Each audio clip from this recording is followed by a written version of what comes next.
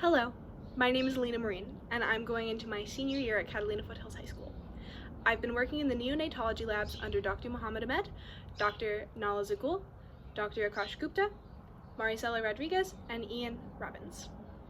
The main question in my lab is how can we increase quality of life and survival rate in neonates?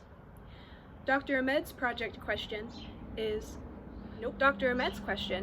can the chat gene be used as a natural cure for pulmonary hypertension?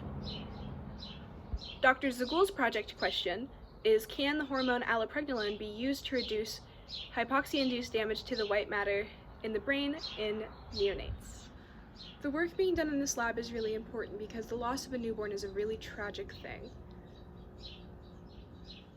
Everyone wants their baby to be born healthy, and this lab is finding ways to ensure that that happens.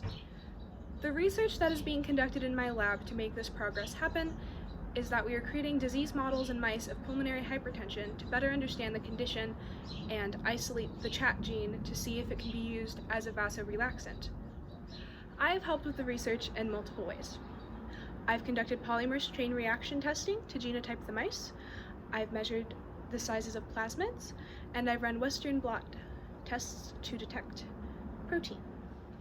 I've had many questions come up during my time in this lab, but some of the main ones are, how do you isolate a gene? Which is a very complicated and long process.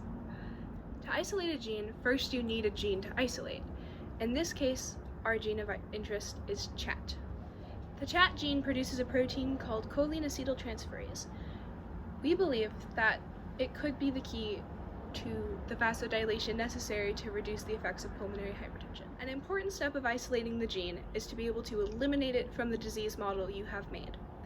That gives you a better understanding of how the gene affects the disease. Another question I had was, how do you get human therapies out of mouse models? As someone who is very focused on the clinical side of medicine, I was very interested from the start to know how making these models in mice could translate into human therapies. One of the biggest steps is clinical trials.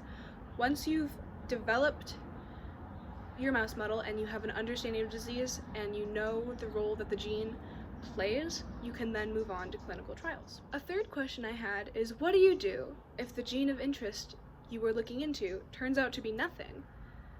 And the answer is simple but frustrating. You start over. You start over completely with a new gene of interest. Because if it's not what you thought you were, you can't get anything out of it.